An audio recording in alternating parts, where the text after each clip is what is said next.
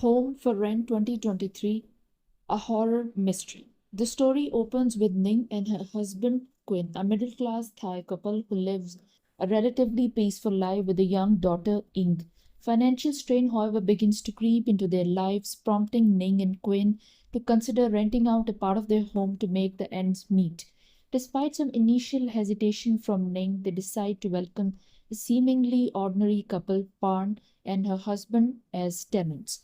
At first, the arrangement appears to be working out well. Parn is polite, soft spoken, and assures Ning that she and her husband will be respectful and keep to themselves. Ning, although still feel uncomfortable, tries to adjust, rationalizing that these new tenants will be a solution to their financial issues. However, almost immediately she begins to feel an uneasiness that she can't quite explain. As days turn into weeks, Ning starts noticing bizarre occurrences within the house. Small, seemingly innocuous events catch her attention. A misplaced item here, an unfamiliar order there.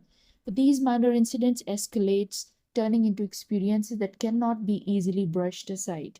Ning's suspiciousness are heightened when she catches glimpse of strange symbols and markings around the property. These marks, initially faint and seemingly random, grows more numerous and intricate, resembling the ritualistic symbols.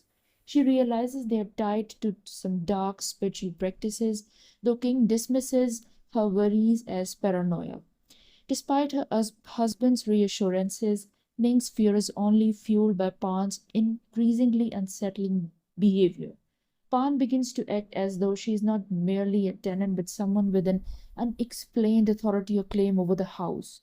Her interactions with Ning are eerie, often laced with cryptic comments about protecting the family or warnings about impending the dangers.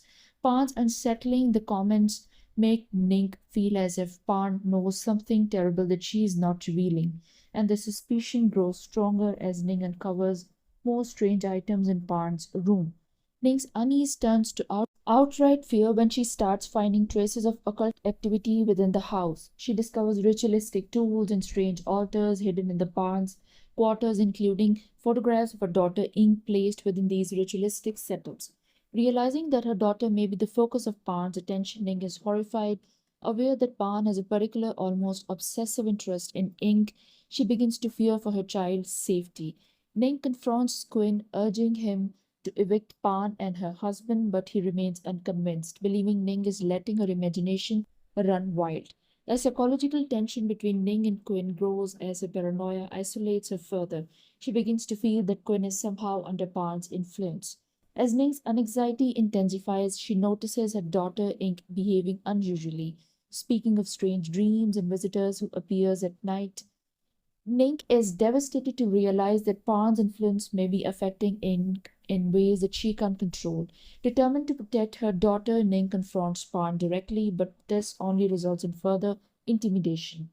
Pan warns her of curses, implying that any interference could lead to tragic consequences. The movie's horror escalates when Ning delves deeper into the Pan's life, attempting to discover the motivation behind her fixation on ink. She learns that Pan is involved with a sinister cult that believes in using dark magic to fulfill their desires. According to their beliefs, human sacrifice or a pure innocent soul, such as that of a child, can grant them supernatural powers and eternal life. This revelation confirms Ning's worst fears. Pan's goal was never just to rent a place, but to infiltrate the Ning's family and use ink is in a horrific ritual. Realizing time is running out, Ning tries to get her family out of the house, but the cult's influence has seeped into every corner of her life. The couple who once seemed like harmless tenants now appear to control every aspect of their surroundings, preventing any escape. Ning's desperation drives her to investigate further, searching for any clue that might reveal a weakness in the cult's plan. But the more she uncovers, the more she understands the power of the cult and the depth of their preparations. In the climactic moments, Ning confronts not only Pan but also Quinn, who has now become fully ensnared by the cult's manipulation, leaving Ning to protect Ink alone. The movie's atmosphere becomes a labyrinth of terror as Ning fights through the illusions and spiritual traps that Pan has woven into her home. The line between the reality and the nightmare blurs, and Ning finds herself grappling not just with the physical threat of Pan, but with their own mind's ability to hold on to the reality. In a terrifying final sequence, Ning confronts Pan during a ritual that appears to be culmination of the cult's intentions. Ning's maternal instinct fuels her last desperate attempt to break the cult's control and save her daughter. The movie ends ambiguously, leaving the audience questioning the true nature of what has actually transpired. Whether Ning's family has genuinely escaped or whether the cult's curse will continue to haunt them. Home for Rent crafts a tense, slow burn horror experience that explores the horror of spiritual manipulation and cult control.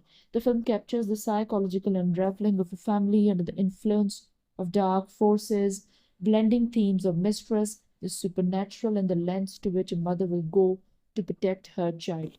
The climax is both horrifying and thought provoking, leaving the audiences with an eerie sense of unease that lingers well beyond the final scene.